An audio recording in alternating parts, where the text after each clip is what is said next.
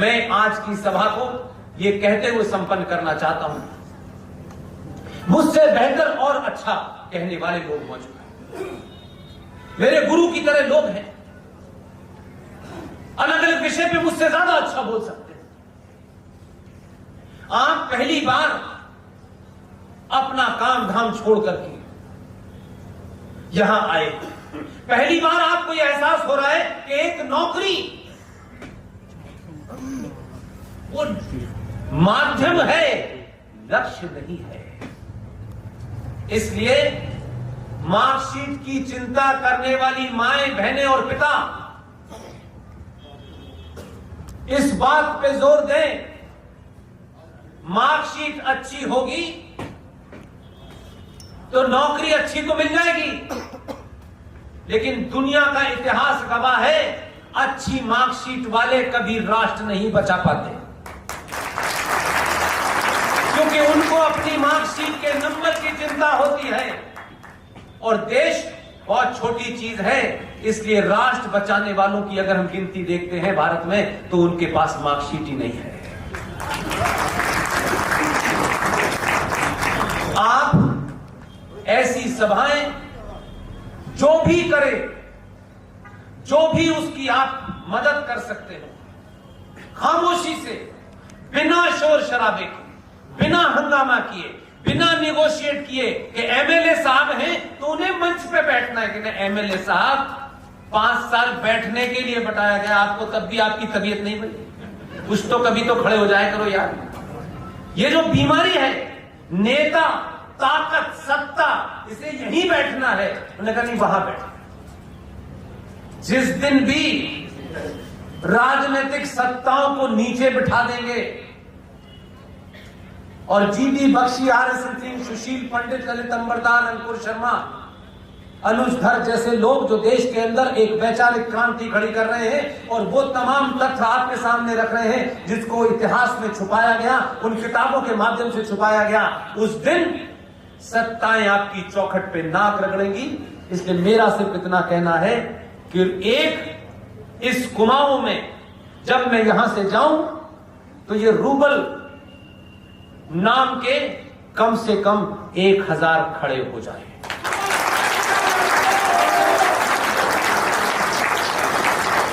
इनका हौसला बढ़ाइए और इस बात की चिंता मत कीजिए कि मैं, जब तक मैं नहीं तब तक कुछ नहीं। नहीं,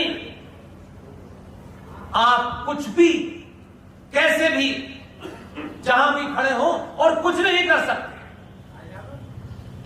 तो मैं अपने उस स्लोगन को, जिसको बार बार बोलता हूं, एक नहीं 1000 बार कहता हूं, इसको कभी आप अपने मन में दोहराएंगे तो कहीं आपके शरीर से कोई एक धागा अलग नहीं होने वाला। आप बोल सकते हैं तो बोलिए, लिख सकते हैं तो लिखिए, चिल्ला सकते हैं तो चिल्लाइए, और अगर इन तीनों कामों को करने में भी असमर्थ हैं तो जो जहां बोल रहा है, जो जहां चिल्ला रहा है, उसके साथ खड़े हो जाओ।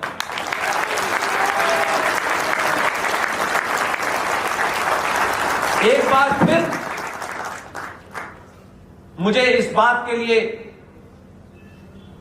बार बार मेरे मन में, क्योंकि ये पिछले 300-400 सभाओं में से एक ऐसी सभा है कि एक बेटे की उम्र ने यह सभा जो है आयोजित की है। इसलिए रूबल मेरे लिए सिर्फ एक व्यक्ति नहीं, एक इसने प्रोग्राम किया। अगर इस सभा में 2 लोग भी होते, यही माइक होता, यही डाइस होती और मेरी आवाज इतने ही 2 घंटे तक ऐसे ही रहती। इसलिए भीड़ देख करके, लोगों की गिनती देख करके मैं नहीं चला था। पहली बार किसी पुलिया पे बैठ के बोल रहा था, 5 लोग सुन रहे थे, 2 लोग मेरा मजाक उड़ा रहे थे। तब भी मैंने चिंता नहीं की थी, क्योंकि जब नौकरी छोड़ने का फैसला लिया तो यह सोच के नहीं लिया था इससे नफा नुकसान क्या होगा। मैंने कहा 25 साल नफा नुकसान सोचा है, एक बार नुकसान करके ही देखते हैं। क्योंकि आज दुनिया भर में ये जो 10-15 लोग बोल रहे हैं, ये जो संचार क्रांति है, जो दुनिया कहती थी कि 21वीं सदी भारत की होगी, आपको कभी एहसास ही नहीं हुआ कि दुनिया क्यों कह रही है? उसी दुनिया ने इस संचार क्रांति के माध्यम से आपको ऐसा पहुंचा दिया कि आपकी बात जो मैं यहां कर रहा हूं अमेरिका तक पहुंच रही है।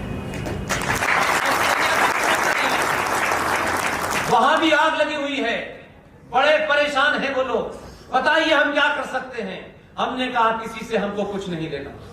छोटे छोटे हिस्सों में जो लोग काम कर रहे हैं, 2020 3 जुलाई को कोविड के इस दौर में मुझे इस बात का ख्याल हुआ कि यह आधुनिक दौर है, सब चीजें बातों से नहीं होती। रूबल ने अपने परिवार की मदद दी, आपके शहर के 2 लोग भी आए, उनकी भी मदद दी, और वो तमाम सारे लोग, किसी ने 21,000 रुपए दिए, किसी ने 50,000 रुपए दिए, किसी ने 10,000 रुपए दिए। मैं उनको जानता नहीं हूं, लेकिन ये बात सत्य है कि अगर हवाई जहाज की टिकट नहीं होती तो मैं यहां पहुंच पाता।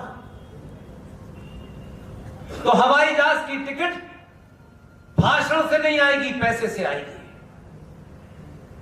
ये माइक का इंतजाम, ये डाइस का इंतजाम पैसे से होगा। इसलिए कुछ लोगों ने रूबल के पास पहुंचकर कहा, हम तुम्हारे साथ ना अपना नाम सार्वजनिक करना चाहते हैं, ना ही हम तुम्हारे साथ मंच पर बैठना चाहते हैं। तुम बड़ा काम कर रहे हो और एक ऐसे शख्स को बुला रहे हो जिसको शायद हम सिर्फ टीवी पे देखते हैं या यूट्यूब पे देखते हैं। वो अपना काम करके चले गए। तो इस किस्म की समस्याएं इस काम में आएंगी, और बहुत सारे लोग कर रहे हैं, कुछ की क्षमता है, कुछ की क्षमता नहीं है। फिर 2020 में ये सोच करके कि ये मुहिम नेक्स्ट जनरेशन को हम कैसे ट्रांसफर करें, कैसे लोग इंस्पायर हो और आगे लीड लें, और फिर हम बैक सीट पर चले जाएं और फिर वहां बैठ करके जो कुछ थोड़ा थोड़ा करेक्शन करना है हम वो काम करें। ये सोच करके रातों रात ट्रस्ट इंडिया फाउंडेशन को बनाया गया। इसके पीछे एक ही मकसद है कि जो जहां काम कर रहा है, अच्छा काम कर रहा है, हर शहर में बहुत सारे रूबल हैं, लेकिन सब में वो इनिशिएटिव लेने की क्षमता नहीं है। लाखों करोड़ों लोग मुझे सुनते हैं, देखते हैं। मैं अपना ईमेल भी सार्वजनिक इसलिए करता हूं ताकि आपके मन में जो भी कुछ मैंने बोला है या जो भी कुछ आपने मुझसे इससे पहले सुना है, अगर उसके मन में कोई तथ्य और तर्क कमजोर लगता हो, कोई डाटा डेट गलत लगती हो, कोई फैक्ट आपको गलत लगता हो, आप पुष्पेंद्र delhi01@gmail.com पर आप जरूर लिखें। यकीन मानिए सब कुछ छोड़ा इसलिए है ताकि मैं सबका जवाब दे सकूं। मेरा एजेंडा यह है कि इस सभा में से एक भी आदमी अगर कुछ कंफ्यूजन, जो कुछ मैंने बोला, सवाल अभी बहुत हैं, ये सभा सुबह तक चल सकती है, लेकिन जो भी कुछ मैंने तथ्य रखे हैं उन तथ्यों में अगर कहीं कोई डाउट है और उसके बावजूद भी वो घर जा रहा है, तो उनके लिए मैं कह रहा हूं कि आप, यहां इन्होंने शायद क्वेश्चन आंसर सेशन रखा है थोड़ी देर के लिए, पूछिएगा, उसके बावजूद भी रह जाए तो मेरा ईमेल अकाउंट है pushpendra01@gmail.com, आप उस पर लिख सकते हैं। मेरा वेरीफाइड पेज है पुष्पेंद्र कुलश्रेष्ठ। मेरा ट्विटर हैंडल है @पुष्पेंद्र AMU। ये इसलिए बता रहा हूं कि मेरे नाम से 40 ट्विटर हैंडल चल रहे हैं। जिसका ये दिल करता है कि पुष्पेंद्र जी को आज सुबह सुबह 4-6 गाली खिलवानी है, वो मेरे नाम से 3-4 उल्टे सीधे ट्वीट कर देता है। शाम तक लोग मुझसे पूछते हैं आप ऐसी भाषा तो बोलते नहीं। मैंने कहा बोली, फिर वो भेजते हैं, फिर मैं कहता हूं ये फेक है। मेरी आधी एनर्जी इसी में निकल जाती है।